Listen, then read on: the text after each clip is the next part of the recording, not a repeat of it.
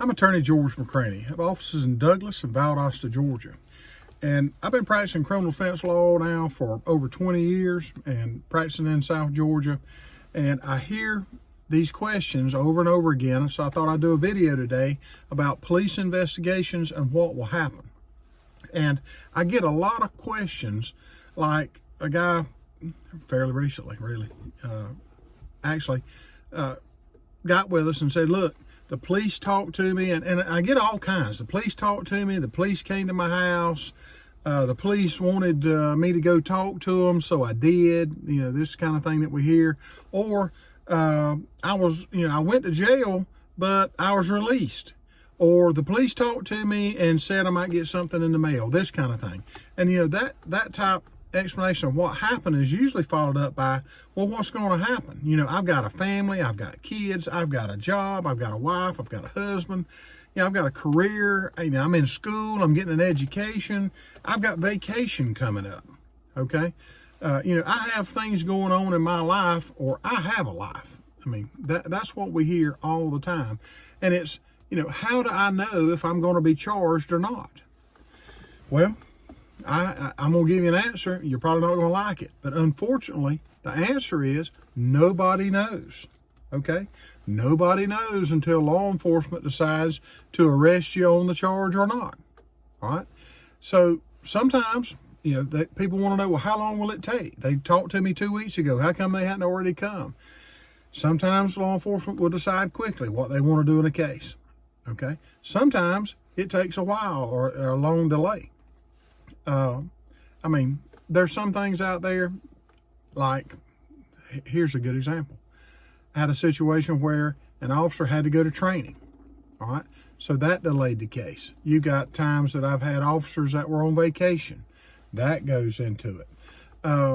They might have a higher priority case out there to work on before your case, that kind of thing.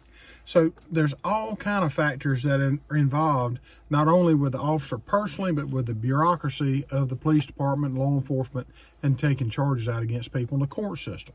Right now in Georgia, we've been on a 2-month, basically shut down the court emergency order because of the virus situation. Okay?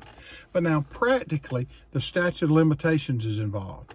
Now the statute of limitations on a criminal case is the period of time that within which the case must be filed, okay, with the court. All right. Here's an example. In Georgia, most misdemeanors, the statute of limitations is 2 years. Okay. So that means, let's say you were investigated for a public intoxication, public drunk type charge. All right. Well, law enforcement can't wait 15 years and come back and say, hey, we're going to charge you with public intoxication back 15 years ago. That would violate the 2-year statute of limitations. Okay. But on the other side of that, on the opposite end of it, is, let's say you're charged with murder, all right? Well, there is no statute of limitations on murder, all right? Because you see cold cases being indicted and people being charged for a cold case all the time, all right? 30 years old, doesn't matter. There's no statute of limitations, all right? So let me tell you, it's a good idea, if you think you could be charged with a crime, to go ahead and talk to an experienced criminal defense attorney. All right, do that as quickly as you can.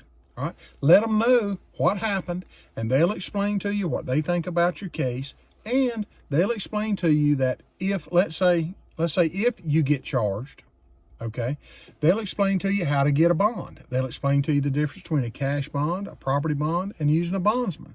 All right, now here's a bonus. I want to do a bonus. My general advice is, if law enforcement wants to talk to you about a criminal case, talk to your lawyer first, okay? Talk to your lawyer first.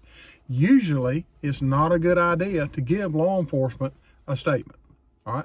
Written, recorded on audio, video, it's not a good idea to do that.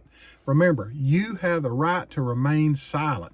Exercise that right, all right? Or it can come back to haunt you if you don't. Okay.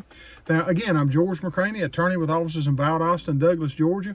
I want to thank you for watching the video. I hope it's helpful to you. I hope you learned a lot here.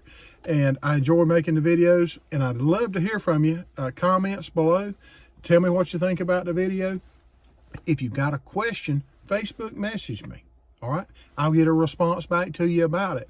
Or if you'd like to call the office, if you got a question about a criminal case, a personal injury case, or a family-based immigration, something like that, feel free to give us a call. You can reach us at 833-927-6227, and we'll be glad to help you get the answers that you need.